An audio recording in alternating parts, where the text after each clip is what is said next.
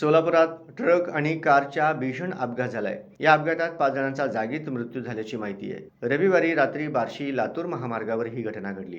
कारमधील प्रवासी तुळजापूरला देवदर्शनासाठी जात होते. त्यावेळी हा भीषण अपघात झाला. या अपघातातील सर्व मृत रहिवासी सोलापूर जिल्ह्यातील कुर्डवाडी गावाचे रहिवासी आहेत. मिळालेल्या माहितीनुसार रविवारी रात्री एक कुटुंब तुळजापूरला कारने दर्शनासाठी जात होतं. त्यावेळी कारमध्ये एकूण 7 प्रवासी होते. यावेळी बार्शी लातूर महामार्गावरील जांभळ बेट पुलावर मालवाहतूक ट्रक आणि कारची समोरासमोर धडक झाली. या अपघातात कारचा चुराडा झाला. तसेच 7 पैकी 5 प्रवाशांचा जागीच मृत्यू झाला. या अपघातानंतर स्थानिकांनी जखमींना मदत केली. तसेच पोलिसांना याची माहिती देण्यात आली. पोलिसांनी तत्काळ या ठिकाणी पोहोचत स्थानिकांच्या मदतीने जखमींना रुग्णालयात दाखल केलं. तसेच त्यांनी रस्त्यावरील वाहतूक कोंडी हटवली.